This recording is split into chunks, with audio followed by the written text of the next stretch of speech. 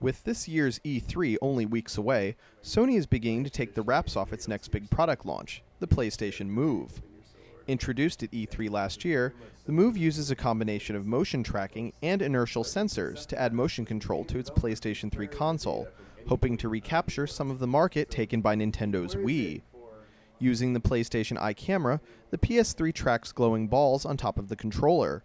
By combining movements and visual tracking, the console can then translate into very precise tracking in 3 dimensions.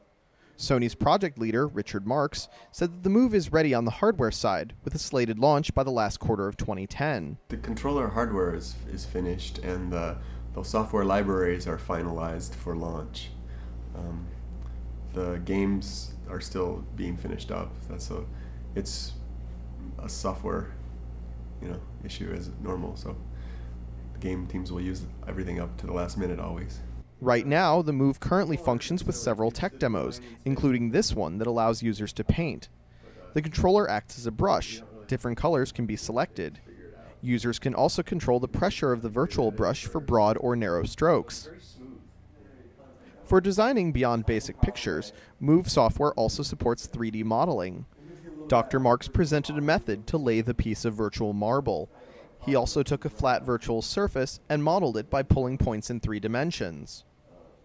Move also supports facial recognition. Here, Marks can wear a virtual metal suit. The hands are controlled by the Move controllers, while the body and head movements are handled by the camera's recognition software. Launching around the same time as the Move is Microsoft's Project Natal, which does away with controllers altogether. When asked about Project Natal, Mark said combining cameras and controllers was the best choice. Now my belief is that the controller will never go away completely. There will be things that, already we do face tracking with just the camera, and you could do things that maybe your hand is detected with the camera where you don't use the controller. But I think so many different experiences still will always need a controller. Now I believe that's a fundamental part of the system. The controller itself is made of black PVC plastic, while the glowing ball on the top is a squishy but very strong rubberized transparent plastic. It is lit by 3 different colored LEDs that cycle through colors to differentiate controllers to the camera. The PlayStation Eye can track the colors anywhere as long as they're in the field of view. I think we're really proud of our accuracy and precision and responsiveness, but those can always just get better. I think they're to the level now that because human reaction is a certain speed, they're fast enough for that.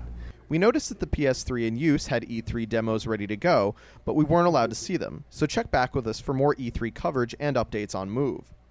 With reporting by Nick Barber, I'm Justin Meisinger, IDG News Service.